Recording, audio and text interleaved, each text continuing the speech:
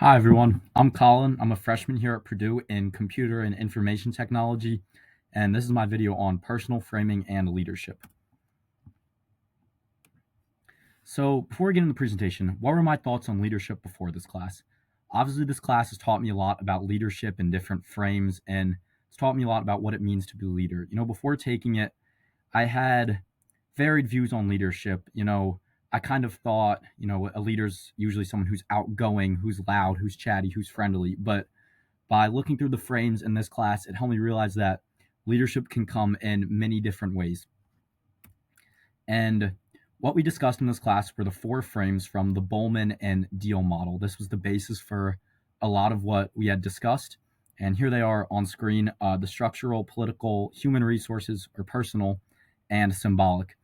And I think frames are really important because they give us a better understanding of people and organizations.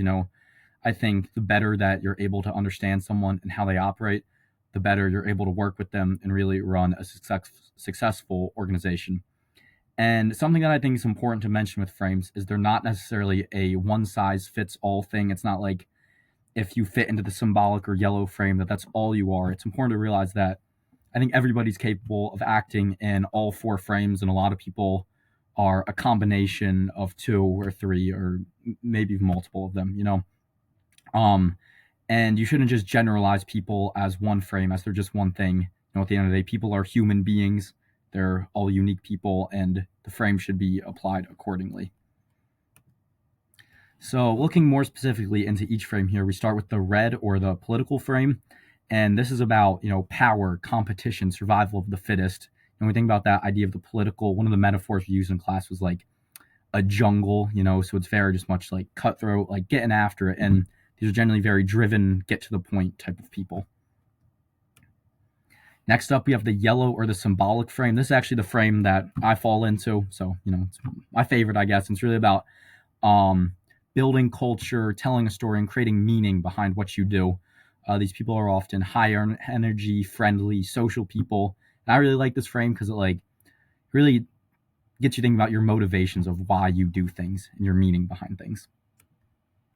Next up, we have the green or the human resources frame. That's what the textbook calls it, but in class we refer to it as the personal frame, which I think is a kinder term for it.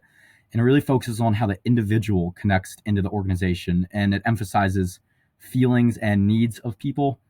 And something that's interesting is that this aligns with the ideas of Follett, really focusing on the individual, and goes against the idea of Taylor, who was someone who really emphasized just people are like machines. But the green frame goes against that. Now looking at the blue or the structural frame, this is very data-driven, concrete, methodical people who are really focusing on the numbers, and they like things to be strict and structured, formal tasks and division of labor. Now, so for how these frames have impacted my life, it's great to have these frames and understand them, but I think application to my personal life is really what this class has given me. So a lot of this was through swimming. This was a very big part of my life growing up and still is. I'm on the club team here at Purdue. And when I was, in the senior group in high school, I think I'm proud of myself. I think I was a good leader in that group. I was never the fastest on the team. I was far from it, but I think I was still recognized and respected as my peers as a leader. This photo up here, this is at my senior banquet. I did win an award for leadership. I don't think, like a plaque or an award or anything, I don't think that's necessarily the definition of leadership. I think it's far from it, but I think it does show that I was a respected leader on this team. And this is a quote here from my coach: being loud makes you heard. Being heard doesn't mean you're listened to. I was never the loudest guy on the team. As I said, I lead with yellow. So I was chatty, I was social, but I was never yelling at people, really getting pumped up like that.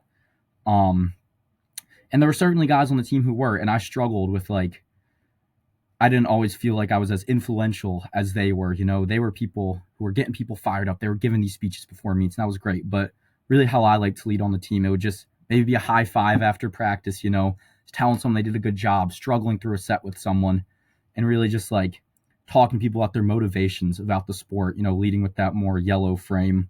And looking back on the team, I very much led with yellow, and a lot of the other guys on the team led with red. So it wasn't always so easy to fit in with them, but I think it made it work. And now kind of looking forward here, being on Purdue Club. I'm trying am to get more comfortable in that red role. I think it's important to be comfortable expressing yourself in all roles, and red is certainly one that I struggle with the most. Sometimes raising my voice or being in a position of authority. That's something I'm great at, but it's something that this class has kind of inspired me to work towards and get better at working on.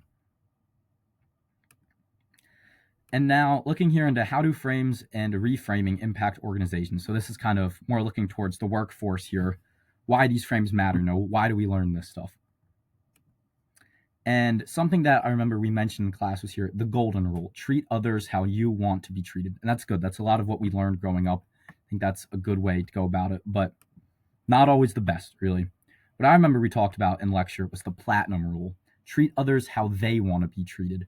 So this really looks into the frames here, and the better you're able to understand someone, the better you can treat them, you can work with them and understand their needs and feelings. And I think that really can take an organization to its most efficient state where the team is really thriving together and everyone has a great understanding.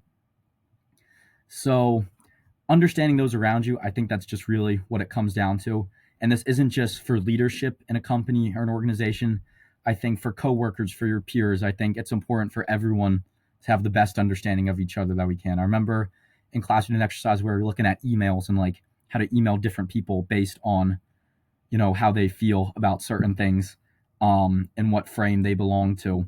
And I think that's just really good because it makes people feel seen and heard in a company, and it allows people to not only work efficiently but do their best work as well and feel motivated with their work.